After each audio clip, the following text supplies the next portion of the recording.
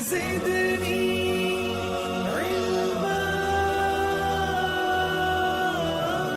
वालेकुम व्यूअर्स, कैसे हैं आप? आई होप कि आप सब खैरियत से होंगे। मेरी दुआ है कि आप सब खुश रहें, आबाद रहें। व्यूअर्स, अगर आप सोलर इन्वर्टर परचेज़ नहीं कर सकते और आप अपने घर में सोलर सिस्टम भी लगाना चाहते हैं क्योंकि आपका बजट बहुत कम है और आपके घर में यूपीएस भी लगा हुआ है, तो आप अपने उसी यूपीएस को सोलर इन्वर्टर बना सकते हैं। यानी सोलर इन्वर्टर का काम उसी यूपीएस से ले सकते हैं बगैर सोलर इन्वर्टर परचेज़ किए।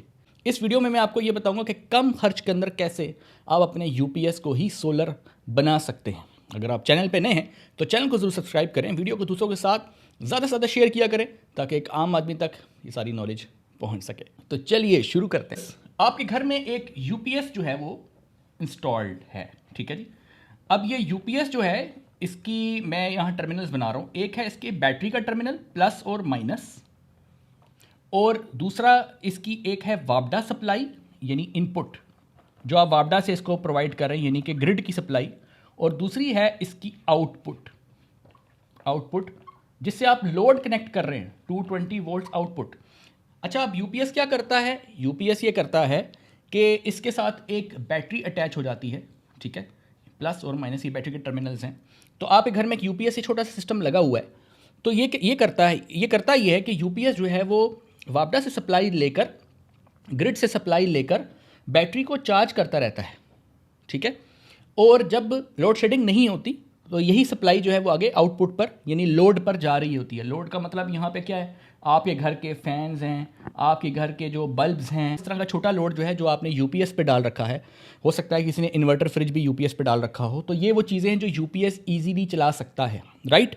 तो अब क्या होता ही है कि यहाँ से सप्लाई जा रही है और एक तो बैटरी चार्ज हो रही है, और दूसरा जो है जब लोड शेडिंग नहीं है तो क्या हो रहा है कि साथ ये लोड भी, यही सप्लाई आगे लोड की तरफ भी जा रही है। अब होता क्या है, यूपीएस का काम ये है कि जैसे ही ग्रिड की सप्लाई बंद हो जाए, यानी कि ये सप्लाई आना बंद हो जाए, यानी यहाँ से आपकी सप्लाई बंद हो गई, यानी लोड शेडिंग हो गई, तो अब क्या होगा, यहाँ पे बैटरी पे चूँकि पहले चार्जिंग हुई हुई थी तो यहाँ पे डीसी पावर स्टोर हुई हुई थी। बैटरी के अंदर जो स्टोरेज होती है वो डीसी की फॉर्म में होती है। डीसी वोल्टेज जो है वो यहाँ पर आते हैं, यानी कि डीसी पावर बेसिकली स्टोर होती है बैटरी के अंदर। तो यही डीसी पावर जो स्टोर हुई हुई थी वो वापस यहाँ जाएगी और यूपीएस जो है वो इन्वर्टर का काम करेगा, यानी डीसी टू एसी कन्वर्जन करके आपका ये वाला लोड जो है वो चलाए रखेगा, फैंस, लाइट्स, ठीक है। और छोटा लोड जो यूपीएस पे आपने डाला हुआ है वो सारा बैटरी से चला के रखेगा, राइट। तो आप देखेंगे कि जब तक आपकी लाइट 1 घंटा 2 घंटे अगर नहीं आती और आपकी बैटरी जो है वो इतनी स्ट्रांग है कि वो 2 घंटे का बैकअप दे दे आपके लोड के लिए, तो आप देखेंगे कि बैटरी पर लोड चलता रहता है, राइट। अब ये सिस्टम ऑलरेडी आपके घर में इंस्टॉल्ड है पहले से। अब आप चाहते हैं कि आप अपने घर में सोलर लगाएं, तो एक तो अब आपका बजट भी कम है और आप चाहते हैं कि ये काम सस्ते में हो जाए, और आप चाहते हैं कि मुझे सोलर इन्वर्टर जो 1.5 या 1.7 किलोवाट का है, तकरीबन उसकी प्राइस जो है वो 80 से 90 हज़ार है, वो आप परचेज़ नहीं करना चाहते, बल्कि आप इससे भी कम पैसों के अंदर अपने घर में एक सोलर सिस्टम लगाना चाहते हैं इसी यूपीएस को इस्तेमाल करते हुए। अब जैसे मैंने आपको बताया कि बैटरी में चार्जिंग भी हो सकती है यूपीएस के थ्रू, और दूसरा यहाँ से DC to AC conversion, load shedding के केस में आपका लोड भी चल सकता है। यही प्रॉपर्टी जो यूपीएस की है, डीसी टू एसी कन्वर्जन, इसी प्रॉपर्टी का हमने इस्तेमाल करना है, ठीक है, विदाउट सोलर इन्वर्टर। क्योंकि सोलर इन्वर्टर जो है वो भी डीसी टू एसी कन्वर्जन ही करता है, लेकिन सोलर इन्वर्टर में और इसमें फ़र्क ये है यूपीएस में कि यूपीएस जो है उसके साथ कोई सोलर की सपोर्ट मौजूद नहीं है। मतलब कोई भी सोलर पैनल आप यहाँ पे अटैच डायरेक्टली नहीं कर सकते, क्योंकि यूपीएस के अंदर सिर्फ पोर्ट बैटरी की मौजूद है, वापडा की सप्लाई मौजूद है, और आउटपुट पे आप लोड कनेक्ट कर देते हैं। इन 3 पोर्ट्स के अलावा कोई चौथी पोर्ट नहीं है जहाँ पे आप अपने सोलर पैनल को अटैच कर सकें। अब सोलर पैनल सपोज आपके पास 550 वाट का हो, 580 वाट का एन टाइप पैनल हो, बाईफेशियल हो, मोनोफेशियल हो, या आपके पास छोटे पैनल हो 280 वाट, 180 वाट, ठीक है, 330 वाट, 450 वाट, कोई भी पैनल्स आपके पास हैं, तो आप इस यूपीएस पे डायरेक्टली अटैच नहीं कर सकते। अब इस वीडियो में मैंने आपको यही बताना है कि ऐसा क्या करें कि यही सिस्टम रहे, यानी ना वायरिंग चेंज करनी पड़े, वायरिंग भी यही रहेगी क्योंकि लोड पे जो वायरिंग जा रही है इसको भी चेंज नहीं करना पड़ेगा, 220 वोल्ट की जो वायरिंग है वो भी यही रहेगी, बैटरी भी चेंज नहीं करनी पड़ेगी, यूपीएस जहाँ रखा है वहाँ पे भी यूपीएस आप रख सकते हैं, ठीक है। यानी यूपीएस भी चेंज नहीं करना पड़ेगा, यानी यूपीएस के जो पैसे आपने लगाए हैं, इन्वेस्टमेंट की है, वो भी ज़ाया नहीं होगी, बैटरी की इन्वेस्टमेंट की है वो भी ज़ाया नहीं होगी, और जो वायरिंग की हुई है वो भी वेस्ट नहीं होगी। तो ऐसा क्या है, ये सोलर पैनल कैसे अटैच करें इसके साथ, जबकि इसके पास कोई पोर्ट भी नहीं है? तो फिर उसका जो तरीका है वो है MPPT चार्ज कंट्रोलर। तो आप यहाँ पे एक लगाएंगे MPPT चार्ज कंट्रोलर। ये MPPT सोलर चार्ज कंट्रोलर जो है, ये आपने अगर सस्ता आप ढूंढ रहे हैं और हाइब्रिड भी हो और सस्ता भी हो, क्योंकि आप लोग चाहते हैं कि ऑटोमेटिक ये सिस्टम चलता रहे, यानी कि जब लोड शेडिंग हो तो यानी कि डे टाइम में आपको कोई चेंज ओवर से सोलर पे ना करना पड़े और इवनिंग में सोलर से ग्रिड पे ना करना पड़े। अगर आप ऐसा सिस्टम चाहते हैं तो आपको MPPT हाइब्रिड लगाना पड़ेगा, और अगर आप मैन्युअली स्विच ऑन ऑफ करना चाहते हैं डे टाइम में आप सोलर पे और इवनिंग में आप ग्रिड पे रखना चाहते हैं, तो फिर आपको नॉन हाइब्रिड MPPT की ज़रूरत पड़ती है। लेकिन बेटर ये है कि 3-4 हज़ार रुपये ज़्यादा खर्च करके आप हाइब्रिड का इंतखाब करें। अब आप सोचेंगे कौन सा ऐसा MPPT है जो कम प्राइस में भी हो और हाइब्रिड भी हो, तो व्यूअर्स इस वीडियो के अंदर मैं आपको बताऊंगा एक MPPT, और वो है फोर्स कंपनी का MPPT। फोर्स कंपनी का एक हाइब्रिड MPPT आया है जो कि 60 एम्पेयर्स में है, और इसके साथ आप 1000 वाट तक के सोलर पैनल लगा सकते हैं, यानी कि 2 पैनल 550 वाट के या 580 वाट के सीरीज़ में आराम से लगा सकते हैं।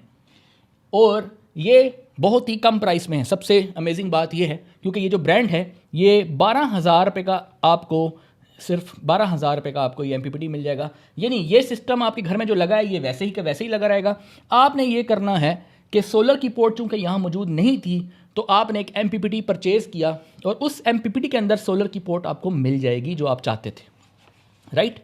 अब यहाँ पे एक है सोलर की पोर्ट और एक है बैटरी की पोर्ट और एक है लोड की पोर्ट, राइट। अब मैं बताता हूँ क्या करना है। कुछ MPPTs ऐसे आते हैं जिनमें लोड की पोर्ट नहीं होती, सिर्फ सोलर और बैटरी होती हैं। कुछ ऐसी होती है इसमें लोड की पोर्ट भी होती है, और इस MPPT के अंदर 220 इन और 220 आउट भी है, राइट। अगर आप ये हाइब्रिड फोर्स कंपनी का 60 एम्पियर का 12,000 में परचेस करते हैं तो इसके अंदर आपको ये सारे पोर्ट्स मिलेंगे जो मैं आपको यहाँ बता रहा हूँ।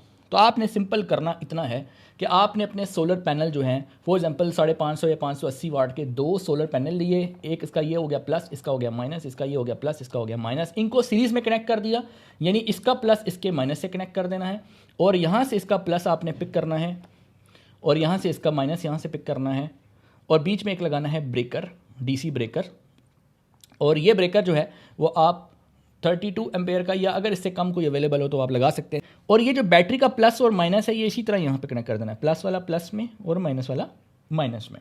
अब क्या करना है आपने कि अब आपने MPPT को जब बैटरी से कनेक्ट करना है तो डायरेक्ट नहीं करना, यहाँ पे भी बीच में एक ब्रेकर लगाना है, राइट।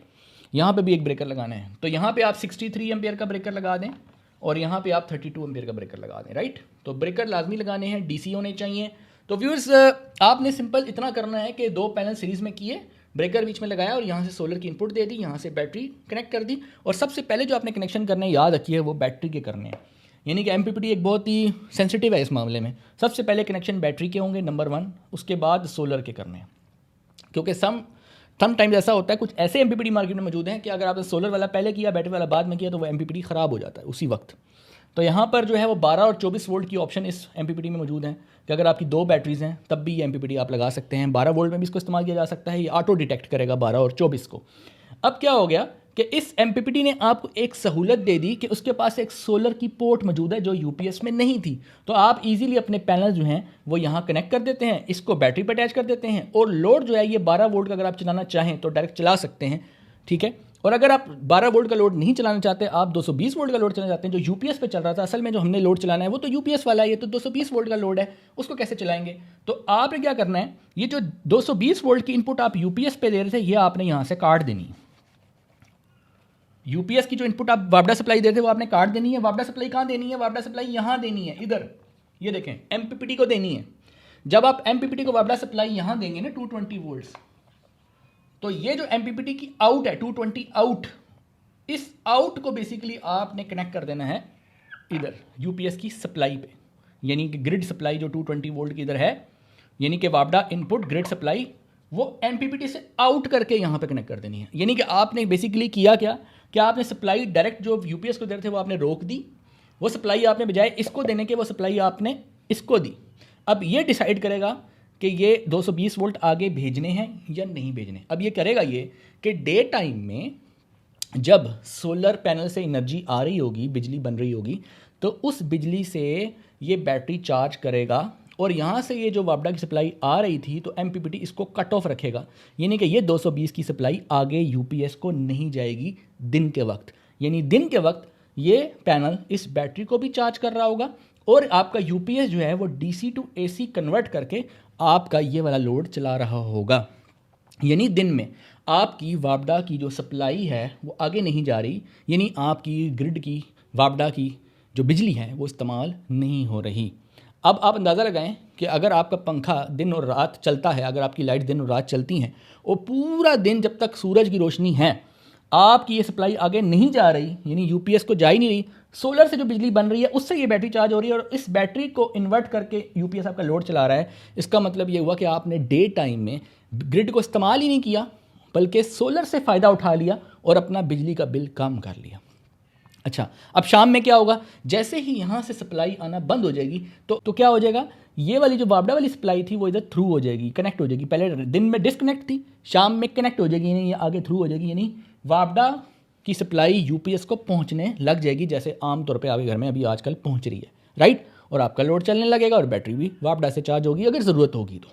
यानी रात के टाइम सारा वैसे ही चलेगा सिस्टम जैसा अभी चल रहा है यूपीएस में, और लेकिन सिर्फ दिन के वक्त जो है वो ये कट ऑफ हो जाएगी वापडा की सप्लाई, क्योंकि वापडा की सप्लाई अब यूपीएस में डायरेक्ट नहीं दे रहे हैं बल्कि एमपीपीटी के थ्रू दे रहे हैं। और एमपीपीटी इतनी स्मार्ट डिवाइस है कि दिन के वक्त वो ये सोलर से फ़ायदा उठाएगा, सोलर से आपकी बैटरी चार्ज करेगा और सोलर से ही बैटरी चार्ज करके इसी बैटरी को इस्तेमाल करते हुए ये यूपीएस जो है आपका एसी लोड चलाएगा।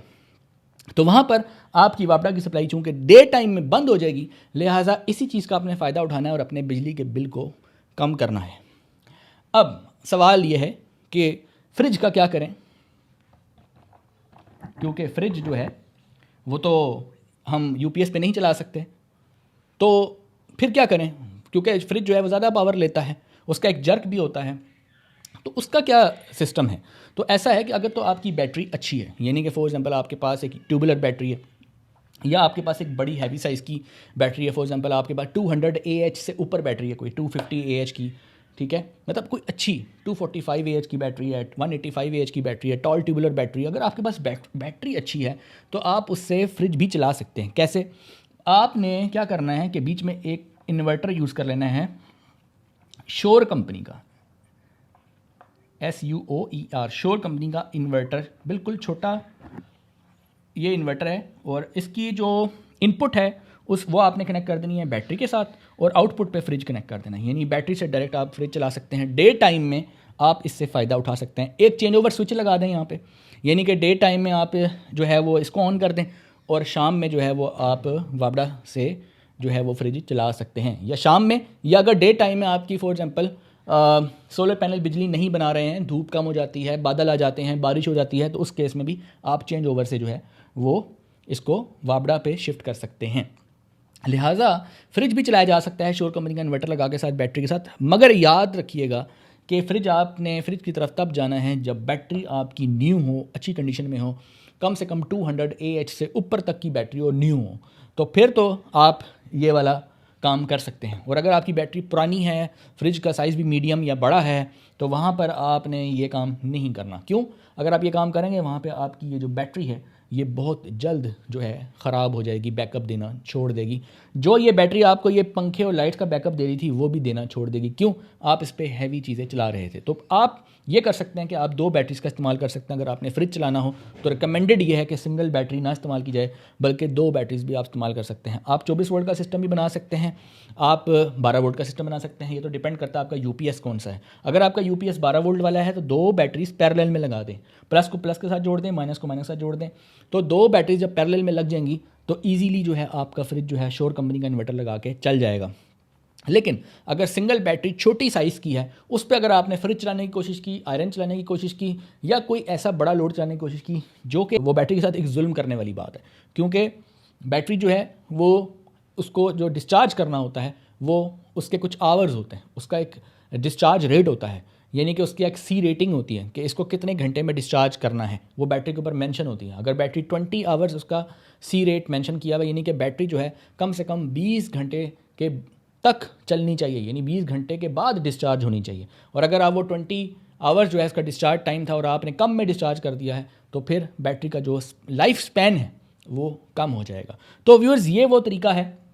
अब मैं आपको ये बता रहा हूँ, इस वीडियो में मैंने आपको फोर्स कंपनी का एक जो MPPT है वो आपको बताया है, इंट्रोड्यूस करवाया है, कि आप मैं पहले भी बता चुका हूँ लेकिन काफ़ी अर्से बाद जो है वो इसके ऊपर दोबारा वीडियो बनाई है कि फोर्स कंपनी का जो MPPT है वो कम प्राइस में भी मिलेगा और इसकी कुछ वारंटी भी मिल जाएगी और ये इजीली आपको कराची में तो बहुत इजीली अवेलेबल है। अगर आप किसी और सिटी में रहते हैं तो आप इसको ऑर्डर भी कर सकते हैं। इसके अलावा सोलर पैनल जो हैं, बाद लोग ये पूछेंगे कौन से लगाएं, तो 550 वाट 580 वाट के पैनल भी लगाए जा सकते हैं, दूसरे पैनल भी लगाए जा सकते हैं। बस ख्याल ये रखना है कि जब पैनल्स को सीरीज़ या पैरेलल कम्बिनेशन बनाएंगे तो 17 एम्पेयर से करंट इंक्रीज़ नहीं होना चाहिए और 100 वोल्ट से वोल्टेज इंक्रीज़ नहीं होनी चाहिए। यानी कि अगर 550 वाट के पैनल हैं 2 सीरीज़ में लगाएंगे और अगर पैरेलल कोई आप बना रहे हैं तो वहाँ पर करंट का ख्याल रखना है कि वो 17 एम्पेयर से जो है वो इंक्रीज़ ना करें। मैं सोलर इनपुट करंट की बात कर रहा हूँ, मैं यहाँ की बात कर रहा हूँ, ठीक है। अब आप कहेंगे जी ये तो MPPT 60 एम्पेयर का है, तो आप कह रहे हैं 17, ये 17 और 60 का क्या चक्कर है।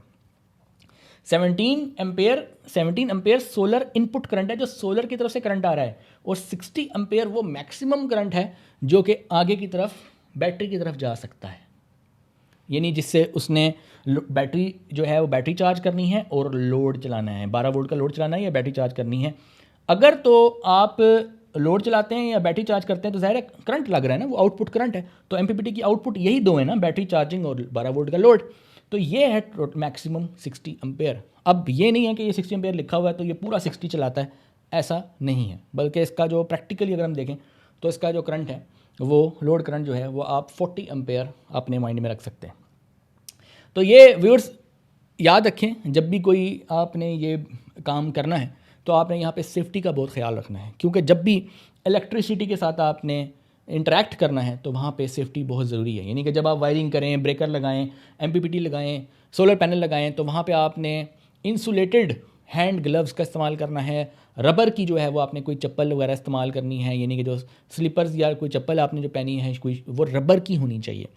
और इसके ऊपर अगर आप लकड़ी के किसी खुश्क लकड़ी के ऊपर के पीस के ऊपर खड़े होकर अगर आप बिजली का काम करें तो ज़्यादा सेफ़ रहता है। रबड़ की चप्पल हो, खुश्क लकड़ी के ऊपर अगर आप खड़े हों, हैंड ग्लव्स जो हैं वो इंसुलेटेड आपने जो हैं वो पहने हुए हों, फिर आप बिजली का काम करेंगे तो आप जो है वो सेफ़ रहेंगे। दूसरी बात यह है कि अगर आप बिजली के काम को बिल्कुल नहीं जानते तो फिर बेहतर यह है कि किसी एक्सपर्ट से लगवाएं, और अगर आप काम को समझते हैं, आपको उसकी थोड़ी बहुत जानकारी है, तो फिर आप जो है सेफ्टी का ख्याल रखते हुए इस सिस्टम को अपने घर में इंस्टॉल कर सकते हैं। आई होप के व्यूअर्स मैंने आपको वो सोल्यूशन दे दिया है जो कि मैं इस वीडियो के अंदर देना चाहता था, यानी कम पैसों में सोलर्स आप अपने घर में लगा सकेंगे और उसी UPS को ही सोलर बना सकेंगे। और सोलर इन्वर्टर जो है, महंगा सोलर इन्वर्टर जो कि 80,000 90,000 और 1 लाख का है, जो आप ख़रीद नहीं सकते, उसको ख़रीदे बगैर आप अपने UPS को ही सोलर बना सकेंगे। अगर आपको ये वीडियो पसंद आई हो तो दोस्तों के साथ ज़्यादा से ज़्यादा शेयर करें ताकि एक आम आदमी तक ये सारी नॉलेज